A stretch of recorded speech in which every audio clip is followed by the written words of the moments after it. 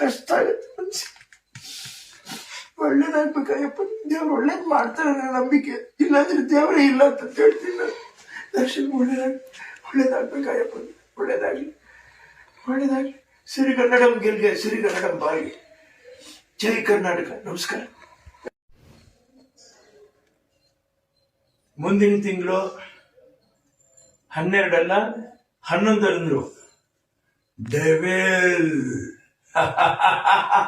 ಅಂತ ನಕ್ಕಿದ್ದಾರೆ.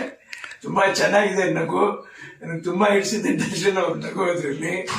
ಆಮೇಲೆ ಒಂದು 2 ಡೈಲಾಗ್ ಹೇಳ್ಬಿಟ್ಟು ಶೂಟ್ ಮಾಡುವಂತ ಸನ್ನಿವೇಶ ನಾನು ಮರೆಯಕ್ಕಾಗಲ್ಲ.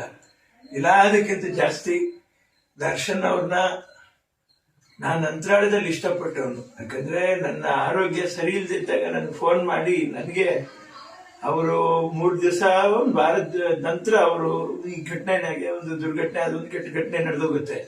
ಯಾಕೆ ಮುಂಚೆ ನನಗೆ ಫೋನ್ ಮಾಡಿ ನನಗೆ ಮೈ ಸರಿ ಇಲ್ಲ ಅನ್ನುವಂಥದ್ದು ನನ್ನ ವಾಯ್ಸಲ್ಲೇ ಕಂಡಿಡಿದ ದರ್ಶನ್ ಅವರು. ನಾನು ಎಂದೂ ಮರೆಯಕ್ಕಾಗಲ್ಲ.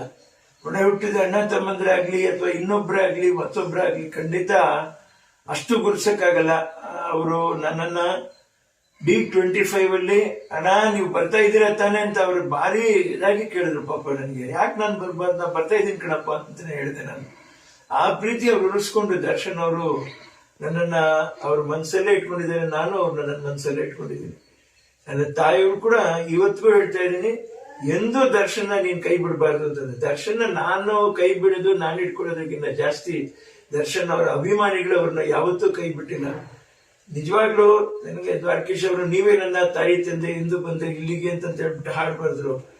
ನಿಜವಾಗ್ಲೂ ಅಭಿಮಾನಿಗಳೇ ದರ್ಶನ್ ಅವ್ರಿಗೆ ತಾಯಿ ತಂದೆ